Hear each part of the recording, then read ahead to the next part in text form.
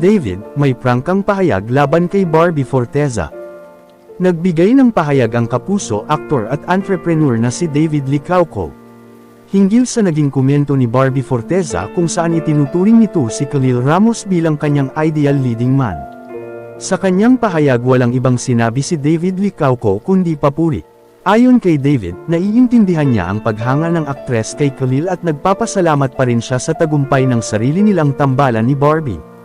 Sa kanyang pakikipag-usap sa mga reporter sa ginanap na contract signing niya sa Viva Films noong Biyernes, sinabi ni Licauco na wala siyang masamang loob sa naging pahayag ni Forteza at naniniwala siyang karapat-dapat naman si Ramos sa papuring iyon. Aniya, well totoo naman kasi, si Khalil napakabait naman kasi talaga niyang tao, kahit ako gusto ko talaga siyang tao, he's a friend of mine. He's really a nice person, kaya for sure, yun rin naman talaga yung magiging perception ni Barbie. If that's her opinion that's okay. Kamakailan naging laman ng mga balita si Barbie matapos nitong ilarawan si Khalil na kanyang kasamahan sa paparating na pelikulang Saving Cherry, bilang kanyang ideal leading man. Si Khalil is the ideal leading man, finally nagkaroon na ako ng leading man na maayos, ani ni Barbie sa press conference ng pelikula. Ipinagpatuloy niya ang paglalarawan kay Khalil bilang isang napakagaling na aktor at isang actors-aktor. Kasabay ng papuri sa kanyang profesionalismo at pagiging maginoo. Sa kabila ng paghahambing, emosyonal ngunit positibong inalala ni Licauco ang naging takbo ng mahabang panahon ng pakikipagtambalan niya kay Forteza sa tanyag na love team na Barda. Aniya, well ako, I'm just really grateful for the 3 years na magkasama kami, I think marami kaming pinagdaanan.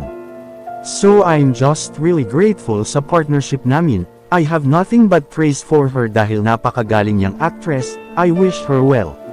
Nang tanungin naman tungkol sa estado ng kanilang tambalan, inamin ni Licauco na kapwa na sila lumipat sa kani-kanilang mga individual na proyekto. Aniya, I'm not so sure, actually I think at this point, we are going solo. As you can see rin kaya naman ako nandito diba, also Barbie is doing her own thing.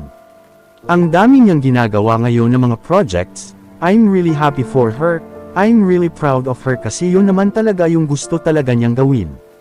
Ako naman, I'm doing my best also, it's new for me, yung last show ko I was with Jillian Ward, hindi naman si Barbie Forteza yung kasama ko, dagdag niya. Nang tanungin kung sa tingin niya ay naibigay niya ang lahat noong panahon ng Barda. Inamin ni Licauco na hindi siya perpekto ngunit naniniwala siyang marami siyang natutunan at lumawak ang kanyang kakayahan sa buong duration ng kanilang tambalan. Maybe I wasn't perfect, there were times when I was late for taping, but as our partnership went on, I stopped being late, ani David. As for my acting, I think I did well, I mean I did win an award, so. Samantala, sa pagbubukas ng mga bagong oportunidad para kay David sa Viva Films, nasa sabik na ngayon ang mga tagahanga na makita ang mga bagong proyektong naghihintay sa kanya.